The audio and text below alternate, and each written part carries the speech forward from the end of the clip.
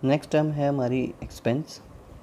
Expense वो कोई भी खर्चा, वो कोई भी कॉस्ट जो हमने इनकर की है सामान यानी कि गुड्स को बनाने में, बेचने में, हमारी सर्विसेज को सेल करने में, वो कोई भी कॉस्ट जो हमारे बिज़नेस की लग गई उस सब को हम एक्सपेंस बोलते हैं।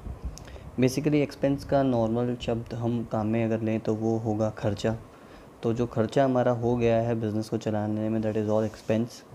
याद रहे, असेट अगर हम ख़रीदते हैं तो वो एक्सपेंस नहीं है, उसे तो असेट का ही नाम देंगे। फॉर एग्ज़ाम्पल, अगर हमने बिल्डिंग ख़रीदी तो आप ये मत सोचिए कि खर्चा हो गया, पैसे तो गए हैं हमारे, लेकिन इसका मतलब ये नहीं है कि हमारा खर्चा हो गया। एक्सपेंस नहीं हुआ है, वो असेट हुई है। डे टू डे लैंग्वेज जो हम यूज़ में लेते हैं उसमें और अकाउंटिंग की टर्म्स में डिफरेंस है, इसीलिए हम इसे पढ़ रहे हैं। तो आप हमेशा ऐसा कंसिडर नहीं करें, दिमाग में कन्फ्यूजन बच्चों को ये आता है कि यार पैसे चले गए तो हमारा खर्चा हो गया। हर कुछ ही एक्सपेंस है, हर वो चीज़ जिसमें पैसे चले गए हमारे, वो हमारा खर्चा हो गया। ये हमारी डे टू डे लैंग्वेज नहीं चल रही, ये अकाउंट्स चल रही है। तो याद रहे कि अगर आपके पैसे जा रहे हैं बट वो बिल्डिंग को ख़रीदने में जा रहे हैं तो आप उसे बोलेंगे कि आपने एक नया असेट ख़रीदा है। एक मशीन को ख़रीदने में जा रहे हैं तो बोलेंगे आप हमने एक नया असेट ख़रीदा है। लेकिन अगर आपने रेंट दिया है, सैलरी दी है, ये अगर आपने किया है तो वो एक्सपेंस है। ठीक है, उसको याद रखें। बेसिकली एक्सपेंस और में से आप उनको जो असेट्स हैं आप उनको थोड़ा ध्यान में रखें कि असेट अगर आपने ख़रीदी है तो उनको आप एक्सपेंस ना बोल दें। बस इतना सा ध्यान आपको रखना है। नेक्स्ट है आपकी इनकम। ठीक है, कोई भी प्रॉफिट जो हमने इस पूरे साल में अर्न किया है वो हमारी इनकम है। जो हमने गुड्स प्रोड्यूस किए या परचेज़ किए थे उनको हमने कॉस्ट से ज़्यादा वैल्यू पे बेचा, प्रॉफिट हो गया, वो भी हमारी इनकम है। और कोई और हमें इंटरेस्ट, कमीशन वगैरह रिसीव हुआ, ठीक है, वो भी हमारी इनकम है। तो वो सारे प्रॉफिट जो पूरे एक साल के अंदर हुए हैं हमें, वो हमारी इनकम ही है। अब यहाँ पे तो हमारी बेसिक टर्म्स का जो अंडरस्टैंडिंग है वो ख़त्म होती है। इसके बाद हमें जो एक मॉडर्न रूल ऑफ जर्नल है जो सबसे ज़्यादा ज़रूरी है, हो सकता है आपने 3 तरह के रूल पढ़े हों, real account, nominal account, personal account की तरह से क्लासीफाई करके। थोड़ा कंफ्यूजिंग तरीका है वो, उसमें बच्चों को समझ में नहीं आता है और जर्नल को फॉर्म करने में उनको परेशानी होती है, इसलिए मैंने एक ही रूल बनाया है, मॉडर्न रूल ऑफ जर्नल। तो उसमें सिर्फ एक ही रूल है हमारा, क्या है, 2 लाइन मैंने आपके सामने लिख दी है। असेट्स एंड एक्सपेंसेस बढ़ेंगे तो डेबिट, कम होंगे तो क्रेडिट, यानी कि इंक्रीज़ होंगे तो डेबिट है और डिक्रीज़ होंगे तो क्रेडिट है। लाइबिलिटी और इनकम बढ़ेंगी तो क्रेडिट है और कम होंगी तो डेबिट है। असेट्स एंड एक्सपेंसेस बढ़ेंगे तो डेबिट, कम होंगे तो क्रेडिट। लाइबिलिटी और इनकम बढ़ेगी तो क्रेडिट, कम होगी तो डेबिट। ये रूल आपको बहुत बहुत बहुत ज़्यादा अच्छे तरीके से याद करना है।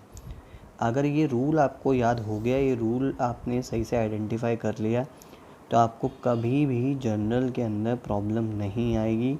ये रूल ही जर्नल का सबसे बेस, सबसे इम्पॉर्टेंट जो एक आइटम आप कह सकते हैं, एलिमेंट कह सकते हैं, वो यही है। 3 तरह के रूल आपको याद नहीं कर रहे हैं, एक ही रूल आपको याद करना है। जिस तरह से मैंने इसे पढ़ा है आप भी उसी तरीके से पढ़ें और उसी तरीके से प्रोनाउंस करके इस रूल को याद करें। क्या? असेट्स एंड एक्सपेंसेस बढ़ेंगे तो डेबिट, कम होंगे तो क्रेडिट। लाइबिलिटी और इनकम बढ़ेंगी तो क्रेडिट, कम होंगी तो डेबिट। ठीक है, ये हमारे मॉडर्न रूल ऑफ जर्नल है, याद रहे। ओके, ठीक। अब उसके साथ अब असेट्स और लाइबिलिटीज़ के कुछ एग्जांपल्स मैंने आपको लिख दिए हैं, उन एग्जांपल्स को भी आप पढ़ लें ताकि आपको थोड़ी आसानी रहेगी जब हम जर्नल के क्वेश्चंस करेंगे तो आपको आइडेंटिफाई करने में। पहले कुछ क्वेश्चंस मैं आपको करके बताऊंगा कि कैसे इस रूल को आपको अप्लाई करना है। ठीक है, अभी तो आपको सिर्फ ये रूल याद करना है, याद ही बहुत हो जाएगा तो आपका बहुत सारा काम ईजी हो जाएगा। असेट्स एंड एक्सपेंसेस बढ़ेंगे तो डेबिट, कम होंगे तो क्रेडिट, इस तरह के फ्लो में आपको याद होना चाहिए। और ऐसा नहीं कि मैंने आज मान लीजिए आपसे पूछा कि एक्सपेंसेस कम होंगे तो आप ऐसे सोचने लग रहे हैं, यार पता नहीं क्या होगा, एक्सपेंसेस कम होंगे तो क्रेडिट, ऐसे फटाफट आपके दिमाग में आना चाहिए। ठीक है, तो ये कुछ आपके असेट्स और लाइबिलिटीज़ के एग्जांपल्स हैं। जैसे असेट्स हैं, कैश है, बैंक है, डेटर है। Cash, bank, debtor, closing stock, land and building, machine, furniture, motor car, prepaid expense. अब मैंने इसमें करंट असेट्स और जो हैं हमारे नॉन करंट असेट्स सारे ले लिए हैं। ठीक है, तो क्योंकि सारे असेट्स होते हैं हमारे, तो अभी हमें क्लासीफाई करना नहीं आना चाहिए, मतलब क्लासीफाई करना जनरल में हमारे काम का नहीं है कि ये करंट है कि नॉन करंट है, लेकिन हमें पता होना चाहिए, इसलिए मैंने आपको उधर लिखवा दिया था। यहाँ पे तो सिर्फ हमें असेट्स आइडेंटिफाई करने आनी चाहिए जनरल के अंदर। लायबिलिटीज़ के अंदर भी मैंने लिख दिया है creditor, bank overdraft, bank loan, term loan, outstanding expenses. अब 2 नई टर्म इसके अंदर आई है, प्रीपेड एक्सपेंस और आउटस्टैंडिंग एक्सपेंस। ये भी मैं आपको यहीं पे क्लियर कर देता हूँ।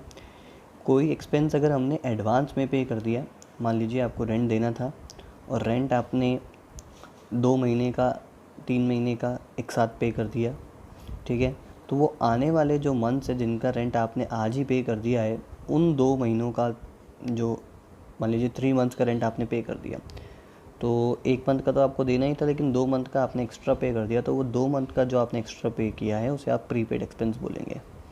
उसका जस्ट रिवर्स मान लीजिए आउटस्टैंडिंग एक्सपेंस है कि आपने 3 महीने से रेंट नहीं दिया और आपसे रेंट मांगने आए तो आपने 1 महीने का तो दे दिया, बोला 2 महीने का बाद में देंगे, तो वो 2 महीने का रेंट जो बच गया है तो उसको आप बोलेंगे आउटस्टैंडिंग एक्सपेंस। एक आपके लिए एसेट है, एक आपके लिए लायबिलिटी है। समझ में नहीं आए तो वीडियो को वापस आप रिवाइंड करके वापस समझ सकते हैं, सुन सकते हैं कि मैंने आपको क्या एग्जांपल दिया है। इजी है, आपके दिमाग में क्लियर हो जाएगा। इसी के साथ ही मैंने लायबिलिटी में कैपिटल वर्ड भी यहाँ पे यूज़ किया है। देखिए कैपिटल भी एक तरह की लायबिलिटी होती है, ये याद रहे। ये वो पैसा है जो बिजनेसमैन को पे करना है, ठीक है। कॉन्सेप्ट अलग कॉन्सेप्ट है, बिजनेस एंटिटी कॉन्सेप्ट, लेकिन उसको भी यहाँ डिस्कस नहीं करेंगे। अभी के लिए आप ये याद रख लीजिए कि कैपिटल एक तरह की लायबिलिटी होती है।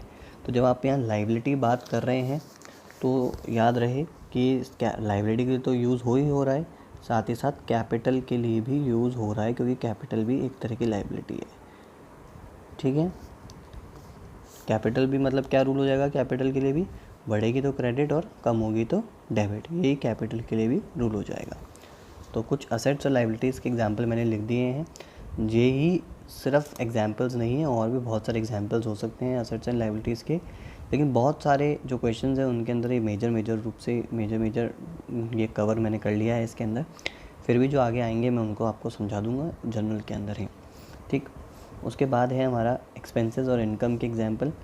सेम एक्सपेंसेस और इनकम के एग्जांपल भी यही पूरे नहीं है, इनमें और भी एग्जांपल्स आएंगे। बहुत सारे यहाँ पे लिखना पॉसिबल नहीं है, सारे बताना भी पॉसिबल नहीं है, लेकिन आपको आइडेंटिफाई करने आनी चाहिए। जैसे एक्सपेंसेस हमारा परचेज़ ऑफ गुड्स, आपने बेचने के लिए सामान ख़रीदा, परचेज़ ऑफ गुड्स बेचने के लिए सामान ख़रीदा। किसी भी चीज़ की आपकी शॉप है, आपने उसको बेचने के लिए ख़रीदना तो पड़ेगा, तो उसे आप क्या बोलेंगे, परचेज़ ऑफ गुड्स। तो आपके लिए खर्चा है, एक्सपेंस।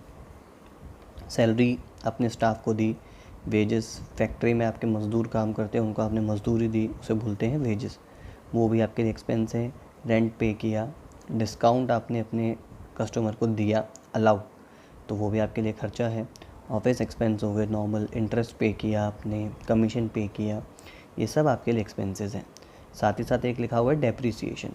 डेप्रिसिएशन वैसे तो एक पूरा चैप्टर है, हमारे आगे कवर होगा, लेकिन इसके अंदर डेप्रिसिएशन अभी आपको शॉर्ट में मतलब बताता हूँ कि आपके असेट की वैल्यू जो कम हो जाती है, रिडक्शन जो होता है, उसे आप डेप्रिसिएशन बोलते हैं। फॉर एग्ज़ाम्पल कि मान लीजिए असेट आपने आज ख़रीदी, आपने कार ख़रीदी, तो कार ख़रीदी तो इसका मतलब ये नहीं है इस कार की वैल्यू हमेशा वो की वही रहेगी, चाहे वो एक्सीडेंट नहीं हो, उसका कुछ नहीं हो, बट फिर भी कार की वैल्यू थोड़े टाइम में कम हो जाती है, तो उसकी वैल्यू जो कम हुई है उसको बोलते हैं कि उस पर डेप्रिसिएशन लग गया है। आगे जब कॉन्सेप्ट आएगा और उसमें बता दूंगा, लेकिन बेसिकली आपको ये समझना है कि असेट की वैल्यू के कम होने को आप डेप्रिसिएशन बोलते हैं, वो आपके लिए एक एक्सपेंस है, खर्चा है, ठीक। इसी तरह के कुछ इनकम के एग्जांपल मैंने यहाँ लिखे हुए हैं। आपने सेल ऑफ गुड्स यानी कि सामान बेचा, गुड्स बेचे, तो वो आपकी इनकम हो गई। डिस्काउंट आपने रिसीव किया, वो भी आपके लिए इनकम हो गई। इस बार आपको डिस्काउंट मिला है, रिसीव।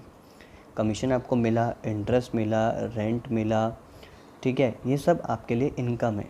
कोई असेट आपने बेची, उस पर आपको प्रॉफिट हो गया, फ़ायदे में बेची आपने, ठीक है, ये सब आपके लिए इनकम है। तो ये इनकम के एग्जांपल मैंने यहाँ लिख दिए हैं। सारे एग्जांपल ना एक्सपेंस के लिखे हैं, ना इनकम के लिखे हैं, ना असेट के लिखे हैं, ना लायबिलिटी के लिखे हैं, लेकिन बहुत सारे एग्जांपल मैंने यहाँ लिखे हैं। तो इन एग्जांपल्स को भी आप बार बार पढ़ें, ताकि जब आगे जर्नल आएगी तो आपको आइडेंटिफाई करने को आए कि भाई जैसे आपने बिल्डिंग ख़रीदी तो वहाँ पे वर्ड लिखा होगा बिल्डिंग परचेज्ड, तो आपको ये समझ में आना चाहिए कि बिल्डिंग परचेज़ जो है वो परचेज़ ऑफ गुड्स नहीं है, वो बिल्डिंग परचेज़ है। तो बिल्डिंग परचेज़ आपकी असेट में क्लासीफाई होना चाहिए, ना कि आपके एक्सपेंस में, ठीक है। तो इस तरह से आपको क्लासिफिकेशन करना आना चाहिए। ये जो बात मैंने बोली है, इस एग्जांपल को वापस आप रिवाइंड करके एक दो बार सुनिएगा, ताकि आपके दिमाग में ये बैठे कि मैंने क्या एक डिफरेंस क्रिएट करने की कोशिश यहाँ पे की है। ओके क्लास, इसी के साथ असाइनमेंट मैं आपके ऐप पे अपलोड कर दूँगा, आप इनको पढ़िए। ये क्लास बहुत ज़्यादा इम्पॉर्टेंट है, ये क्लास आप पढ़ेंगे, ये जर्नल का रूल आप देखेंगे, तब ही आपको क्या कहते हैं आगे जर्नल जो है प्रैक्टिकल समझ में आएगा, नहीं तो आपको प्रैक्टिकल समझ में नहीं आएगा। हर प्रैक्टिकल के पीछे कुछ थ्योरी होती है, वो आपको समझ में आनी चाहिए, वो आपको याद होनी चाहिए, वो आपके मेमोराइज होनी चाहिए आपको, तब जाके आपको उस प्रैक्टिकल का बेस आपका बनता है। ऐसा नहीं है कि सिर्फ प्रैक्टिकल करने से ही वो आ जाता है, ऐसा नहीं होगा। प्रैक्टिकल करने से आपको जो आएगा वो आधा अधूरा आएगा। इसलिए पहले थ्योरी थोड़ी समझिए, इस वीडियो को बार बार देखिए अगर आपको नहीं समझ में आती है तो, और नहीं तो आप मुझसे पूछ भी सकते हैं। आपका असाइनमेंट मैं आपके ऐप पर डाल दूँगा, उसको भी आप ज़रूर फॉलो कीजिए, और ऐप पे ही आप असाइनमेंट सबमिट कर दीजिए, ताकि मैं आपका असाइनमेंट चेक कर सकूं किसने वो किया है किसने नहीं किया है। Okay class, thank you. Next class कल करेंगे।